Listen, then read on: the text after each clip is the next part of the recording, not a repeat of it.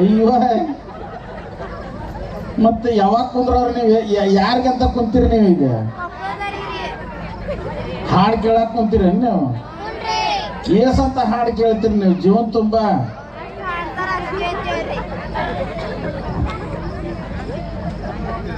ನಿಜವಾಗಿ ನೀವು ಈಗ ಸ್ಟೇಜ್ ಎಲ್ಲಿ ಸರಿಸಿ ಹಿಂದಕ್ಕೆ ಇಡ್ತೀರಿ ಅಂತ ನನಗೆ ಹೆದರಿಕೆ ಬರಾಕತ್ತ ಹಂಗ ದಬ್ತಾರ ಹುಡ್ರು ಹಂಗ ಹೆಚ್ಚಿಗೆ ಹಿಂದಕ್ಕೆ ಸರಿಸ್ತಾರ ಏನ್ ಜನಪ್ಪ ಬಾ ಬಾ ಬಾ ಬಾ ದಾಖಲೆ ಆಗಿ ಹೋದ್ ನೋಡಿ ಸಿದ್ದೇಶ್ವರ ಜಾತ್ರೆ ಮುಳುಗುಂದು ದಾಖಲೆ ಆಗಿ ನಿಜವಾಗಿ ನಿಮ್ಮ ಟೈಮ್ ನನಗೆ ಲೆಕ್ಕ ಕರೀತು ಎಷ್ಟ ಟೈಮ್ಗೆ ಮೈಕ್ ತಗೋಬೇಕು ಅನ್ನೋದು ಬರೋಬ್ಬರಿ ಲೆಕ್ಕ ಕರೀತು ನಾ ಲಗುನ ಒಮ್ಮೆ ಎದ್ದು ಹೋಗಿದ್ದು ತಪ್ಪು ಮಾಡ್ತಿದ್ದೆ ನಾನು ಇನ್ನು ಮೇಲೆ ಏನಿದ್ರು 11 ಲೆಕ್ಕನ ಹಿಡಿದು ಬೇಸಿದ್ದೆ ಯಾಕಂದ್ರೆ ನಮ್ಗೆ ಭೇಟಿ ಹಾಕೈತಿ ಇಲ್ಲಾಂದ್ರೆ ಕೆರೆಗೆ ಗುಡ್ಡಕ್ಕೆ ಕಲ್ಲಿಗೆ ಅಷ್ಟ ಭೇಟಿ ನಾನು ನಿಜವಾಗಿ ಈ ಕಾರ್ಯಕ್ರಮ ನೋಡಿದ್ರೆ ಅಭೂತಪೂರ್ವವಾದಂತ ಜಾತ್ರೆಗೆ ನೀವೆಲ್ಲ ಸಾಕ್ಷಿಯಾಗಿ ಈ ಜಾತ್ರೆ ವಿಶೇಷವಾಗಿ ಇದು ಮುಳುಗುಂದದ ಉತ್ಸವ ಅನ್ನುವಷ್ಟರ ಮಟ್ಟಿಗೆ ಈ ಜಾತ್ರೆಯನ್ನು ನಿರೂಪಣೆ ಮಾಡಿರಿ, ಸಹಾಯ ಮಾಡಿರಿ, ಸಹಕಾರ ಮಾಡಿರಿ, ದಾನ ಮಾಡಿರಿ, ಧರ್ಮ ಮಾಡಿರಿ. ಅದರ ಜೊತೆಯೊಳಗೆ ಅಷ್ಟ ಮಾಡಿ ಸುಮ್ಮನೆ ಕುಂತಿಲ್ಲ, ನೋಡಾಕ ಬಂದಿ. ಕೆಲವೊಂದು ಜಾತ್ರೆ ಹೆಂಗಾಗ್ಯಾವು ಅಂತಂತಂದ್ರೆ ಕೊಟ್ಟು ಮನ್ಯಾಗ ಕುಂದಿರ್ತಾವು, ಬಿಟ್ಟು ಮನೆ ಬಿಟ್ಟು ಬರೋದಿಲ್ಲ ಹೊರಗೆ. ಏಸರ ತಗೊಂಡು ಹೋಗ್ಬಾ ದೇಣಿಗೆ ಹೆಚ್ಚಿಗೋ ಒಟ್ಟು ನಾವು ಬರೋದಿಲ್ಲ, ನೀ ಮಾಡ್ಕೊಂಡು ನಾವು ಮಾಡ್ಕೊಂತೀವಿ ಅಂತ. ಆದ್ರೆ ಈ ಜಾತ್ರೆಯೊಳಗೆ ಕೊಟ್ಟು ಕುಂದ್ರೋದಿಲ್ಲ, ಮೆಟ್ಟು ಬಿಟ್ಟು ಮುಂದಕ್ಕೆ ಬಂದು ಇಲ್ಲಿ ಕುಂದ್ಕೊಂಡು ಆನಂದಿಸ್ತಾರಲ್ಲ, ಅದು ನಿಜವಾದ ಮುಳುಗುಂದದ ಜಾತ್ರೆ ಅಂತ ಅನಿಸಿಕೊಳ್ಳುತ್ತದೆ ಅನ್ನುವಂಥ ಮಾತನ್ನ ಗೌರವದಿಂದ ಹೇಳಬೇಕಾಗ್ತದೆ. ಜಾತ್ರೆ ಹೆಂಗಿರಬೇಕು ಅಂತಂತಂದ್ರೆ ಬಾಲ್ಯಲ ಮಾಂತ ಶಿವಯೋಗಿ ಜಾತ್ರೆ ಹಂಗಿರಬೇಕು, ಸಿದ್ದೇಶ್ವರನ ಜಾತ್ರೆ ಹಂಗಿರಬೇಕು ಅನ್ನೋದನ್ನ ಗದಗ ಜಿಲ್ಲಾದೊಳಗೆ ನೀವು ಹೆಸರು ಮಾಡಿಬಿಟ್ಟಿರಿ ಅನ್ನುವಂಥ ಮಾತು. ಒಂದು ವಿಶೇಷತೆ ಏನೈತಿ ಇಲ್ಲಿ ಮುಳುಗುಂದದಾಗ ಅಂತಂತಂದ್ರೆ ಸೌಹಾರ್ದತೆ ಬಹಳ ಐತಿ. ಇಲ್ಲಿ ಸೌಹಾರ್ದತೆ ಬಹಳ ಐತಿ, ಸಾಮರಸ್ಯ ಬಹಳ ಐತಿ.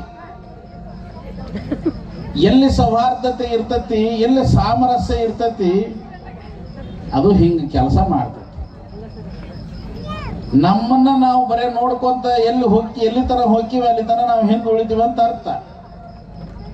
ಆದ್ರೆ ಇಲ್ಲಿರುವಂತ ಎಲ್ಲ ಯಜಮಾನರು ಕಮಿಟಿಯವರು ಏನ್ ಮಾಡ್ಯಾರ ಅಂತಂತಂದ್ರೆ ಸಾಮರಸ್ಯದ ಬೆಸುಗೆಯನ್ನು ಹಾಕಿಕೊಂಡು ಹೊಂಟಿದ್ದಕ್ಕೆ ಇಷ್ಟೆಲ್ಲ ಕಾರ್ಯಕ್ರಮಕ್ಕೆ ಕಾರಣೀಭೂತ ಆಗೈತಿ. ನಮ್ಮ ಕೃಷ್ಣೇಗೌಡರು ಒಂದು ಮಾತು ಹೇಳಿದ್ರು, ನಿಜವಾಗಿ ಅಂತಂತಂದ್ರೆ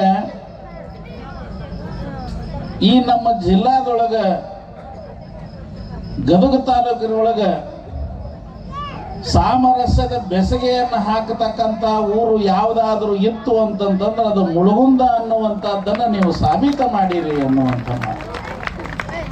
ಸಂತೋಷದ ಸಂಗತಿ ಅನ್ನುವಂಥದ್ದನ್ನ ಇಲ್ಲಿ ಪುರುಳಕ್ಕಾಗಿ ಹೇಳ್ತಾ ಈ ಒಂದು ಕಾರ್ಯಕ್ರಮ ನೋಡಿದ್ರೆ ಬಹಳ ಮನದುಂಬಿ ಮನಸಾರೆ ಹರಸಬೇಕು ನಮಗೆಲ್ಲ ಅನ್ನುವಂಥ ಭಾವ ಉಕ್ಕಿ ಹರಿತದೆ ಅನ್ನುವಂಥ ಮಾತನ್ನ ಈ ಸಂದರ್ಭದಲ್ಲಿ ಹೇಳಿ, ಇದಕ್ಕೆಲ್ಲ ಕಾರಣಕರ್ತರುಗಳು ಯಾರು ಅಂತಂತಂದ್ರೆ ನೀವು, ನಿಮ್ಮನ್ನೆಲ್ಲ ಹದಗೊಳಿಸಿರ್ತಕ್ಕಂಥ ಈ ಕಮಿಟಿಯ ಎಲ್ಲ ಅಧ್ಯಕ್ಷರು, ಉಪಾಧ್ಯಕ್ಷರು, ಗೌರವಾಧ್ಯಕ್ಷರು, ಇನ್ನುಳಿದಂಥ ಸರ್ವ ಸದಸ್ಯರು ಎಲ್ಲರ ಒಂದು ನಿಜವಾದಂಥ ತನ್ಮಯತ, ಸೇವಾ ಮನೋಭಾವ ಇವೆಲ್ಲ ಒಗ್ಗೂಡಿಕೊಂಡು ಈ ಒಂದು ಜಾತ್ರೆ ಯಶಸ್ವಿ ಆತು ಅನ್ನುವಂಥ ಮಾತನ್ನ ನಾನು ಈ ಮಾತನ್ನ ಮತ್ತೊಮ್ಮೆ ಹೇಳ ಬಯಸಿ, ನಿಜವಾಗಿ ಜೀವನ ಅಂತಂತಂದ್ರೆ ಒಂದು ಸಾಗತಕ್ಕಂಥ ತೇರು ಇದ್ದಂಗೆ. ಆ ತೇರು ಯಾವ ರೀತಿಯಾಗಿ ಮುಟ್ಟಿ ಮತ್ತೆ ಮರಳಿ ಬಂದು ತನ್ನ ಗೂಡನ್ನು ಸೇರ್ತದೆ, ಹಾಗ ನಮ್ಮ ಜೀವನನೂ ಸಹಿತ ನಾವು ಜೀವನ ತುಂಬೆಲ್ಲ ಏನೆಲ್ಲ ಆಗಿ ಮತ್ತೆ ಮರಳಿ ನಾವು ಮತ್ತೆ ದೇವರನ್ನ ಕಾಣಬೇಕು ಅನ್ನೋದಕ್ಕೆ ಆ ಪ್ರತೀಕಕ್ಕಾಗಿ ಈ ತೇರಗಳನ್ನು ನಾವು ಎಳಿತಾ ಇದ್ದೇವೆ ಅನ್ನುವಂಥ ಮಾತನ್ನ ಈ ಸಂದರ್ಭದಲ್ಲಿ ಹೇಳಿ ಬಯಸಿ, ಟೈಮು ಭಾಳ ಆಗ್ಯದ. ಮತ್ತು ನೀವೆಲ್ಲ ಮುಂದೆ ಕಾದಿರ್ತಕ್ಕಂಥ ಒಂದು ಕಾತುರ ಆತುರ ಏನೈತಿ ಅದು ನಾನು ಬಹಳ ಅರ್ಥ ಮಾಡಿಕೊಂಡಿದ್ದೇನೆ ಅನ್ನುವಂಥ ಮಾತನ್ನು ಹೇಳಿ ಬಯಸಿ, ಒಟ್ಟಾರೆ ಈ ಕಾರ್ಯಕ್ರಮದ ಒಂದು ವಿಚಾರವನ್ನು ನೋಡಿದರೆ ಬಹಳ ಖುಷಿಯನ್ನು ತರತಕ್ಕಂಥ ಮಾತಾಗಿದೆ ಅನ್ನುವಂಥ ಮಾತನ್ನು ಈ ಸಂದರ್ಭದಲ್ಲಿ ಹೇಳಿ, ನನ್ನನ್ನು 2 ದಿನಗಳ ಪರ್ಯಂತರವಾಗಿ ಬರಬೇಕು ಅಂತ ತಿಳ್ಕೊಂಡು ಆಮಂತ್ರಿಸಿ ನನ್ನನ್ನು ಇಲ್ಲಿ ಕರೆದು ಕುಳ್ಳಿಸಿ ಈ ಒಂದು ಸ್ಥಾನವನ್ನು ಕೊಟ್ಟಿರ್ತಕ್ಕಂಥ ನಿಮ್ಮೆಲ್ಲರಿಗೂ ಸಹಿತ ಹೃದಯಾರ ಅಭಿನಂದನೆಯನ್ನು ನಾನು ಸಲ್ಲಿಸ್ತಾ ಇದ್ದೇನೆ ಅನ್ನುವಂಥ ಮಾತನ್ನು ಹೇಳಿ ಬಯಸಿ, ನೀಲಗುಂದ ಮುಳುಗುಂದ ಅಂತಂತಂದರೆ ಇವು ಬೇರೆ ಅಲ್ಲ, ಇವು ಒಂದೇ ನಾಣ್ಯದ 2 ಮುಖಗಳು, ಅದು ಗುಂದ ಇದು ಗುಂದ ಅನ್ನುವಂಥ ಮಾತನ್ನು ಹೇಳಿ ಬಯಸಿ, ಇಲ್ಲಿ 2 ಅನ್ನುವಂಥದ್ದಿಲ್ಲ, ಒಂದೇ ಅನ್ನುವಂಥ ಭಾವದಿಂದ ನಾನು ಬಂದಿದ್ದೇನೆ, ನೀವು ಇದ್ದವರಾಗಿದ್ದೀರಿ ಅನ್ನುವಂಥ ಮಾತನ್ನು ಇಲ್ಲಿ ಹೇಳಿ, ನಿಮ್ಮೆಲ್ಲರಿಗೂ ಸಹಿತ ಮಹಾಂತಲಿಂಗನ ಸಿದ್ದೇಶ್ವರನ ಆಶೀರ್ವಾದ ಸದಾಕಾಲ ಇರಲಿ. ಈ ವರ್ಷದ ಮಳೆ ಬೆಳೆಗಳು ಸುಖ ಸಮೃದ್ಧಿಯಿಂದ ಕೂಡಿರಲಿ. ಜೀವನದೊಳಗೆ ಯಾವಾಗಲೂ ಜಗಳ ಆಗದಂಗೆ ಶಾಂತಿಯಿಂದ ನೆಮ್ಮದಿಯಿಂದ ಬದುಕನ್ನು ಸಾಗಿಸುವಂಥ ಆಗಲಿ ಅನ್ನುವಂಥ ಮಾತನ್ನು ಹಾರೈಸಿ ಈ ಕಾರ್ಯಕ್ರಮವನ್ನು ಮುಂದೆ ನಡೀತಕ್ಕದಕ್ಕೆ ಅನುವು ಮಾಡಿಕೊಡ್ತಾ ಇದ್ದೇನೆ. ನನಗೆ ಬಹಳ ಸಂತೋಷ ಆಯಿತು ಅಂತ ಮತ್ತೊಮ್ಮೆ ಹೇಳಿ ಬಯಸಿ, ಮತ್ತು ಇದಕ್ಕೆಲ್ಲ ಸೇವಾ ಮಾಡಿದಂಥ ಎಲ್ಲ ಒಂದು ಸೇವಾ ಮನೋಭಾವದಿಂದ ಮಾಡಿರ್ತಕ್ಕಂಥ ಎಲ್ಲ ದಾನಿಗಳಿಗೆ, ಸೇವಾಕರ್ತರಿಗೆ ಎಲ್ಲರಿಗೂ ಸಹಿತ ಆಯುಷ್ಯ ಆರೋಗ್ಯ ಭಾಗ್ಯ ಸಿಗಲಿ ಹಾಗೆ ಅಂತ ತಿಳ್ಕೊಂಡು ಹಾರೈಸಿ ನನ್ನ 2 ಮಾತುಗಳನ್ನು ಮುಗಿಸ್ತಾ ಇದ್ದೇನೆ. ಎಲ್ಲರಿಗೂ ಶುಭವಾಗಲಿ, ಮಂಗಲವಾಗಲಿ. ಈ ಕಾರ್ಯಕ್ರಮ ಇನ್ನೂ ಮುಗಿದಿಲ್ಲ, ಇನ್ನೂ 3 ಮಂದಿ ಸ್ವಾಮಿಗಳು ಬರೋರವರಿಗೆ ನಾ ಮುಗಿಸಿನಂತ ಖುಷಿ ಪಡಕತ್ತೀರ ನೀವು? ನಾ ಮುಗಿಸಿನಂತ ಖುಷಿ ಪಡಕತ್ತಿಲ್ಲ, ಇನ್ನು ಮೇಲೆ ಶುರುವಾಗತ್ತೆ ನಿಮ್ದು. ಅವ್ರು ಬಂದೇ ಇಲ್ಲ, ಇನ್ನೂ ಪಂಚರ್ ಆಗೈತಿ, ಅಲ್ಲೇ ಕುಂತಾರ. ಅವರು ಬಂದಾರನ್ರಿ? ಬಂದಿಲ್ರಿ, ಕರೆ ಒಂದ ಬಂದಿಲ್ಲ ಅವರು. ಮತ್ತೆ ಹೆಂಗ್ ಮಾಡಿದ್ರಿ ಸುಂಕಾಪುರ ಅವ್ರ? ನಿಂದ್ರನ್ರಿ ನಾವ ನಿಜವಾಗಿ ಖರೆ ಅಂತಂದ್ರೆ ನಾನು ಅಂದಂಗೆ ಆಗೈತನ. ಮತ್ತದು ಎಲ್ಲೇ ಪಂಚರ್ ಟಂಪ್ ಅಂದಾಗೈತೆ. ಅದು ಯಾವಾಗ ಪಂಚರ್ ಆಗೈತೆ ಅನ್ನೋದು ಗುರುತಾತಲ್ಲ ನನಗೆ ಅನಿಸ್ತೀನಿ. ನಮ್ಮ ಕೆಲಸ ಭಾಳ ಆಕತಿವತ್ತ ಅಂತ ತಿಳ್ಕೊಂಡು ನೀವು ಒಂದು ನೆನಪಿನಾಗ ಇಟ್ಕೋರಿ. ಜೀವನದೊಳಗೆ ಮಕ್ಕಳು, ಈಗ ನಮ್ಮ ಸ್ವಾಮೀಜಿಯವರು ಹೇಳ್ತಿದ್ರು, ಮಕ್ಕಳ ಒಂದು ಜೀವನ ಹೆಂಗಾಗೈತಿ, ಈ ಮಕ್ಕಳ ಪರಿಸ್ಥಿತಿ ಏನಾಗಕತ್ತೈತಿ, ಅವ್ರನ್ನ ನಾವು ಹೆಂಗೆ ಬೆಳೆಸ್ತೀವಿ, ಅವರಿಂದ ನಾವು ಏನು ಪಡಿತೀವಿ ಅನ್ನೋದ್ರ ಬಗ್ಗೆ 1-2 ಮಾತು ಹೇಳ್ತಾ ಬಂದರು. ಹಿಂದೆ ಹೆನ್ರಿ ಫೋರ್ಡ್ ಅಂತ ಆಗಿ ಹೋದ. ಈಗೂ ಫೋರ್ಡ್ ಕಂಪನಿ ಅಂತ ಐತಿ. ಜಗತ್ತಿನೊಳಗೆ ಪ್ರಸಿದ್ಧವಾದ ಕಂಪನಿ ಫೋರ್ಡ್ ಕಂಪನಿ. ಮತ್ತು ಐತನ್ರಿ, ಟೈಮ್ ಐತನ್ರಿ? ಮತ್ತೆ ಅಲ್ಲ, ಮತ್ತು ಅವ್ರು ಬರಂತಾರ ಮತ್ತೆ ಸುಮ್ಮನೆ ಮಾಡ್ತಾರೆ. ಮತ್ತು ಅವ್ರು ಎದ್ದು ಬಿಟ್ಟಾರ ಹಿಂದಗಡೆ. ಕೇಳ್ರಿ, ಇದನ್ನು ಕೇಳ್ರಿ, ಮಕ್ಕಳನ್ನ ಹೆಂಗೆ ಬೆಳೆಸ್ಬೇಕು ಅನ್ನೋದನ್ನ ಕೇಳ್ರಿ.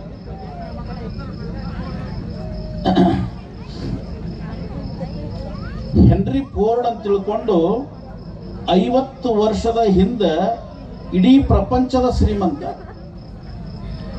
50 ವರ್ಷಗಳ ಹಿಂದೆ ಇಡೀ ಪ್ರಪಂಚದ ಶ್ರೀಮಂತ ಆ ಕಂಪನಿ ಇನ್ನೂ ಐತಿ. ಫೋರ್ಡ್ ಕಂಪನಿ ಅಂತ ಐತಿ. ಈಗ ಆ ಕಾರುಗಳು ಬರ್ತಾವ, ಇಡೀ ಜಗತ್ತಿನ ತುಂಬ ಅವೆಲ್ಲ ವೆಹಿಕಲ್ಸ್ ಅಡ್ಡಾಡ್ತಾವ.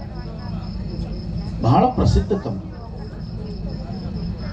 ಅವನಿಗೆ ಒಬ್ಬ ಮಗ, ಇಡೀ ಪ್ರಪಂಚದ ಶ್ರೀಮಂತ 50 ವರ್ಷಗಳಿಂದ ಇರತಕ್ಕಂಥ ಹೆನ್ರಿ ಫೋರ್ಡ್ ಅನ್ನುವಂಥವನಿಗೆ ಒಬ್ಬನೇ ಒಬ್ಬ ಮಗ ಹುಟ್ಟಿದ. ಆ ಮಗನನ್ನ ಸ್ಕೂಲ್ಗೆ ಕಳಿಸ್ತಿದ್ದ, ಸ್ಕೂಲಿಂದ ಬರ್ತಿದ್ದ, ಓದಿಸ್ತಿದ್ದ, ಬರೆಸ್ತಿದ್ದ, ಎಲ್ಲ ಮಾಡ್ತಿದ್ದ. ಆಗಿನ ಟೈಮ್ದೊಳಗೆ ಆ 50 ವರ್ಷ 60 ವರ್ಷಗಳ ಹಿಂದೆ ಆ ಕಂಪನಿ ಎಷ್ಟು ದೊಡ್ಡದಿತ್ತು ಅಂತಂತಂದ್ರೆ, ಆ ಟೈಮ್ದೊಳಗೆ ನಮ್ಮ ಜನಸಂಖ್ಯೆ ಯಾವಾಗ ಹೆಚ್ಚು ಕಡಿಮೆ ಒಂದು 40 ಕೋಟಿ ಇರ್ಬೋದೇನೋ ಗೊತ್ತಿಲ್ಲ. 40 ಕೋಟಿ, ಇಡೀ ಜಗತ್ತಿಂದ ಕೂಡಿದ್ರೆ ಒಂದು 300 ಕೋಟಿ ಇರಬೇಕು. ಆ ಸಂದರ್ಭದೊಳಗೆ 6.5 ಲಕ್ಷ ಜನ ಆ ಕಂಪನಿ ಒಳಗೆ ಕೆಲಸ ಮಾಡ್ತಿದ್ರು. ಎಷ್ಟು? 6.5 ಲಕ್ಷ. ಇಡೀ ಜಗತ್ತಿನ ತುಂಬ ಭಾಳ ಕಡೆ ದೇಶದೊಳಗೆ ಆ ಕಂಪನಿ ಇತ್ತು, ಅವನ ಬ್ರಾಂಚಸ್ ಇದ್ದು. 5-6 ಲಕ್ಷ ಜನ ಆ ಕಂಪನಿ ಒಳಗೆ ಕೆಲಸ ಮಾಡ್ತಿದ್ರು. ಮೇಜರ್ ಆಫೀಸಿನೊಳಗ ಅಂದ್ರೆ ತನ್ನ ಸುಪ್ರೀಂ ತಾನು ಇರತಕ್ಕಂಥ ಒಂದು ಆಫೀಸಿನ ಏರಿಯಾದೊಳಗ ಎಲ್ಲ ಎಕ್ಸಿಕ್ಯೂಟಿವ್ ಇರುವಂತ ಅಂದ್ರೆ ದೊಡ್ಡ ಲೆವೆಲ್ನಾಗ ಇರುವಂತ ಆಫೀಸರ್ಸ್ ಒಂದು 500-600 ಜನ ಇದ್ರು. ಹಿಂಗಿರ್ತಕ್ಕಂಥ ಒಂದು ಸಾಮ್ರಾಜ್ಯವನ್ನು ಕಟ್ಟಿರ್ತಕ್ಕಂಥ ಹೆನ್ರಿ ಫೋರ್ಡ್ಗೆ ಒಬ್ಬ ಮಗ ಇದ್ದ. ಎಲ್ಲ ಕಂಪನಿ ದೊಡ್ಡ ದೊಡ್ಡ ಅಧಿಕಾರಿಗಳನ್ನ ಒಂದು ಕಮಿಟಿ ಮಾಡಿ ಒಂದು ಮೀಟಿಂಗ್ ಮಾಡಿದ. ಎಲ್ಲರೂ ಬರಬೇಕು ಅಂತ ಆದೇಶ ಹೊರಡಿಸಿದ. ಮಾಲಕರು ಕರೆದಾರಂದ್ರೆ ಮತ್ತೆ ಎಲ್ಲರೂ ಹೋಗ್ಬೇಕಲ್ಲ, ಎಲ್ಲರೂ ಬಂದು ಏನ್ ಧನಿ ಏನು ಆದೇಶ ಅಂತ ಕೇಳಿದ್ರು. ಕಂಪನಿ ಬಗ್ಗೆ ಏನಾರ ವ್ಯವಹಾರದ ಬಗ್ಗೆ ಏನಾರ ನುಕ್ಸಾನ್ ಆಗ್ಯದ ಏನಾಗ್ಯದ ಅನ್ನುವಂಥದ್ರ ಬಗ್ಗೆ ಒಂದು ಚರ್ಚೆ ಆಗ್ಬೇಕಲ್ಲ, ಎದಕ್ಕೆ ಬಂದದ್ದು ಕಾರಣ ಏನು ಅಂತ ಕೇಳಿದ್ರು. ಅವನು ಹೇಳ್ತಾನೆ, ಮಾಲಕ ಹೇಳ್ತಾನೆ, ಏಯ್ ಕೇಳ್ರಿ ಅಂತ ಹೇಳಿದ ಅವ್ರಿಗೆ. ನೀವು ಕೇಳ್ರಿ ಅಂತ ನಾ ಹೇಳಕತ್ತೀನಿ. ನೀವು ಮಕ್ಕಳನ್ನ ಹಾಡಿದ ನೀವು ಹೆಂಗೆ ಇಡ್ತೀರಿ, ಅವ ಮಕ್ಕಳನ್ನ ಹಾಡಿದ ಹೆಂಗೆ ತರಬೇತಿ ಕೊಟ್ಟ ಅನ್ನೋದು ಹೇಳಕತ್ತೀನಿ ನಾನು. ಇದನ್ನು ನಾವು ಭಾಳ ಕಲಿಬೇಕಾಗೈತಿ. ಇದನ್ನು ನಾನು ತಪ್ಪು ಮಾಡ್ತೀನಿ. ಮಮಕಾರ ಏನು ಹೇಳಿದ ಅಂತಂತಂದ್ರೆ, ನೀವೆಲ್ಲ ನಾ ಹೇಳ್ದಂಗ ಕೇಳ್ತೀನಿ, ನಾ ಹೇಳ್ದಂಗ ನೀವು ಕೇಳಿಲ್ಲ ಅಂತಂತಂದ್ರೆ ರಾಜೀನಾಮೆ ಕೊಡ್ಬೇಕು, ರಾಜೀನಾಮೆ ಪತ್ರ ಬರೆದಿಡ್ರಿ ಅಂತ ಹೇಳಿದ ಅವ್ರಷ್ಟ್ರಿಗೆ. ಎಲ್ಲರಿಗೆ ಜ್ವರನ ಬಂದ್ಬಿಟ್ರು. ಅಲ್ಲೂ ಯಪ್ಪ ಏನ್ರಿ ಇದು ಒಮ್ಮಿದ್ದ ಮಕ್ಕಳು ಆವಾಜ್ ಹಾಕಿದ್ರೆ ರಾಜೀನಾಮೆ ಪತ್ರ ಬರೆದು ಕೊಡ್ರಿ ಅಂದ್ರೆ ನಾವೇನಂತ ಅಪರಾಧ ಮಾಡೀವಿ, ನಾವೇನು ನಿಮ್ಮ ಕಂಪ್ನಿ ಲೂಟಿ ಮಾಡೀವಿ, ನಾವೇನು ನಿಮ್ಮ ಕಂಪ್ನಿ ಒಳಗೆ ತೋಡ ಮಾಡ ಮಾಡೀವಿ, ನಾವೇನು ನಿಮ್ಮ ಕಂಪ್ನಿದು ಎಲ್ಲ ಪ್ರತಿಯೊಂದು ಸೀಕ್ರೆಟ್ಸನ್ನು ಹೊರಗೆ ಹೇಳಿವಿ, ಏನಿದ್ರೆ ಹಕ್ಕಿಗತ್ತು, ಯಾಕೆ ನಮಗೆ ಇಂಥ ಶಿಕ್ಷೆ ಕೊಡಕತ್ತೀರಿ ಅಂತ ಎಲ್ಲರೂ ಕಸಿ ಬಿಸಿ ಮಾತಾಡಕತ್ತೀವಿ. ಹುಷಾರ್ ಇಡ್ರಿ ಬರೋದಂದ ಎಲ್ಲರ ಕಡೆಯಿಂದ ರಾಜೀನಾಮೆ ಬರೆಸ್ಕೊಂಡು ಪತ್ರ ಬರೆಸಿ ಮುಂದೆ ಫೈಲ್ ಮಾಡಿ ಅಸಿಸ್ಟೆಂಟ್ ಕಡೆಯಿಂದ ಇಡಿಸ್ಕೊಂಡ. ಹೇಳ್ತೀನಿ ಕೇಳ್ರಿ ಅಂದ. ಹೇಳ್ರಿ ಅಂದ. ಏನಿಲ್ಲ, 16 ವರ್ಷದ ನನ್ನ ಮಗ, ಅವನು ನಾಳೆ ನಮ್ಮ ಆಫೀಸಿನ ಮುಂದಗಡೆ, ನಮ್ಮ ಹೆಡ್ ಆಫೀಸಿನ ಮುಂದಗಡೆ ಕುಳಿತುಕೊಳ್ತಾನ ಒಂದು ಡಬ್ಬಿ ಇಟ್ಟುಕೊಂಡು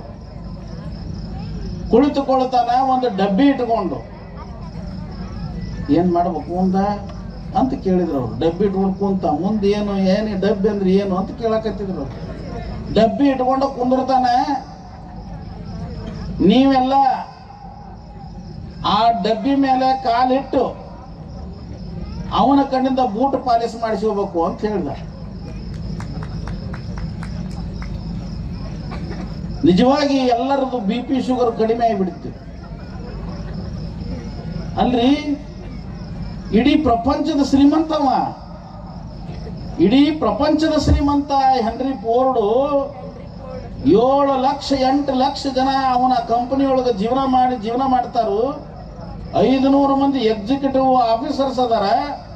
ಆಫೀಸರ್ಗೆ ಹೇಳ್ತಾನೆ, ನೀವೆಲ್ಲ ಒಂದು ವೇಳೆ ಅವನ ಕಡೆಯಿಂದ ಬೂಟ್ ಪಾಲಿಸ್ ಮಾಡಿಸಿಕೊಳ್ಳಿಲ್ಲ ಅಂತಂದ್ರೆ ರಾಜೀನಾಮೆ ಕೊಟ್ಟಿರಿ, ನಡ್ರಿ ಮಕ್ಕಳು ಹೊರಗ ಅಂತ. ಅವರು ಅಳಕತ್ತಿದ್ರು, ಗಲ್ಲ ಬಡ್ಕೊಳಕತ್ತಿದ್ರು. ಇದು ಯಾವ ಶಿಕ್ಷೆ ರೀ? ಅಲ್ಲ ಮಾಲಕ, ನೀವು ಊಟ ಹಾಕ್ತೀರಿ ನಮ್ಗೆ, ನಿಮ್ಮಿಂದ ನಾವು ಜೀವನ ನಡೆಸಕತ್ತೀವಿ, ಚಂದಾಗಿ ಸುಖವಾಗಿದ್ದೀವಿ. ಅದು ನಿಮ್ಮ ಮಗನ ಕೈಯಿಂದ ನಾವು ಬೂಟ್ ಪಾಲಿಸ್ ಮಾಡಿಸಿಕೊಳ್ಳೋದಂದ್ರೆ ದೇವ್ರ ಮೆಸ್ತಾನೆ. ಇದನ್ನ ಏನ್ರಿ ಇದು ಹುಚ್ಚುತನದ ಪರಮಾಧಿಕಾರ ಆತಲ್ಲ, ಹೆಂಗೆ ನೀವು ಮಾತಾಡ್ತೀರಿ, ಏನು ವಿಷಯ ಏನು ನಿಮ್ಮ ತಲೆಗಾರ ಏನು ಹರಿದಾಡ್ತೈತಿ ಅಂತ ಕೇಳಕತ್ತೀವಿ. ಕ್ವಶನ್ ಮಾಡಂಗಿಲ್ಲ, ಆನ್ಸರ್ ಅಷ್ಟ ಬೇಕು. ನಾಳಿಂದ ಬೆಳಿಗ್ಗೆ 6 ಗಂಟೆಯಿಂದ ಹಿಡ್ಕೊಂಡು ಒಳಗೆ ಹೋಗೋ ತನಕನೂ ಸಂಜೆ ಹೊತ್ತಿನ ತನಕನೂ 500 ಮಂದಿ ಬೂಟ್ ಪಾಲಿಸ್ ಮಾಡಿಸ್ಕೋಬೇಕು. ನೀವು ಬೂಟ್ ಪಾಲಿಸ್ ಮಾಡಿಸ್ಕೊಳಕ್ಕೆ ಹೊರಗಿನವ್ರಿಗೆ ಏನು ರೊಕ್ಕ ಕೊಡ್ತೀರಿ ಅದನ್ನು ನನ್ನ ಮಗ ಕೊಡಬೇಕು.